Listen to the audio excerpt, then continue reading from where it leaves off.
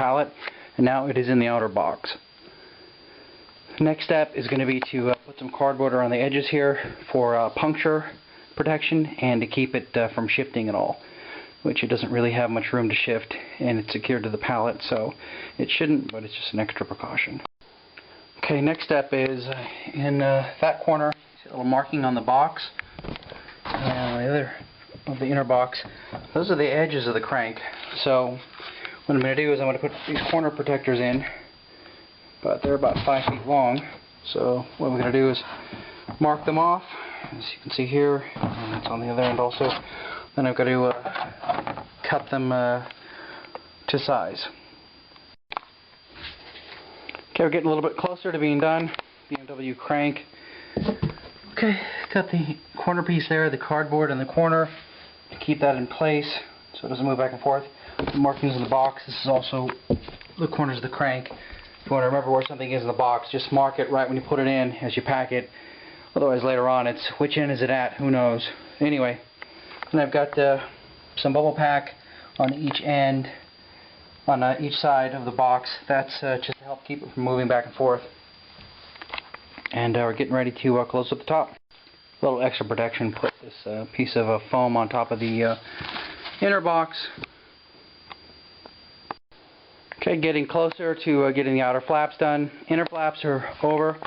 Resize the box to take up that gap inside. You want to push these down flat, get them pushed down very hard, and then get them taped over.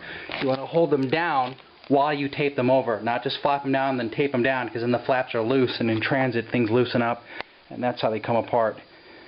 Anyway, close to being done. Okay, what I'm doing now is trimming these edges. Just about ready to cut this one off. I'll show you why in a second. The details that matter. Okay, now when this flap is pushed down, you see now, when it's taped, it'll be a flat edge. If it's not trimmed, then this edge is hanging over, and then you tape it down, and it doesn't make a secure fit. Okay, little trick on flaps. When you cut the size of a box down, you end up with one flap that's way too long, and one flap that's a little bit too long. So chop down one, but now you don't want to have the other one go over the top of it. So what you do is put the flap down, kind of push it flat. It's hard for me to show this with one hand with the camera. Put it down, and then you put the smaller flap over the top one, and then you put an outline on it. And they're not even lining up right now, because what you got to do is you got to push down on the box and push them together tight. Everything needs to fit tight, nothing loose. Anyway, and then as you can see, I've got this area here marked off. That's where I'm going to chop that off, and then these two pieces will line up perfectly. Okay, almost ready to go.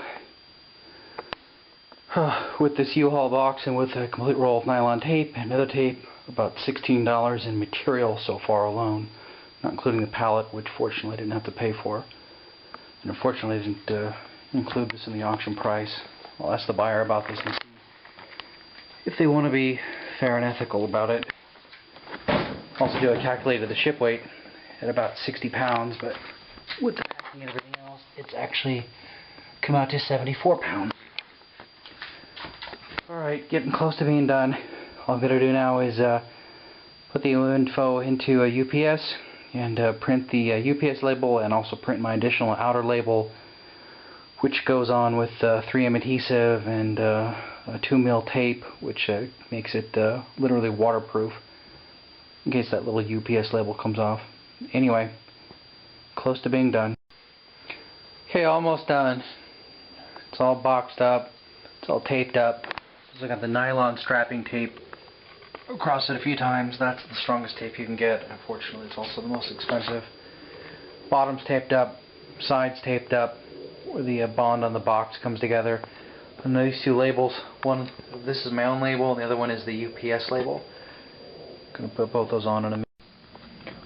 Putting a label on seems easy enough. Most people just put it on, put a piece of tape over it, or they put it in one of those windows and then tape the window to it. It's a really great way for the label to come off. Anyway, I put them on with this 3M77 adhesive. This doesn't glue them to the box, it bonds them to the box. After about 12 to 15 hours, they won't come off.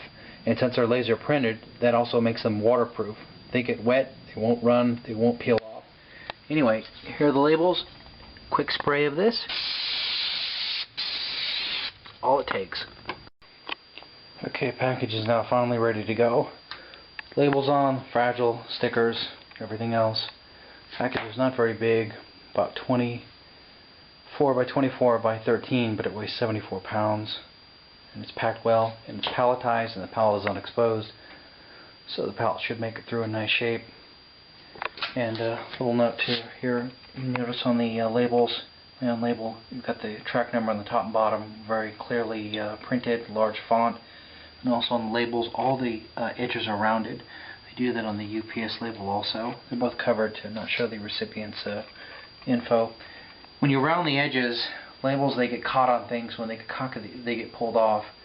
When they get caught, they usually get caught on the edge. So these have no edges. It's not hard to do. It takes a few seconds.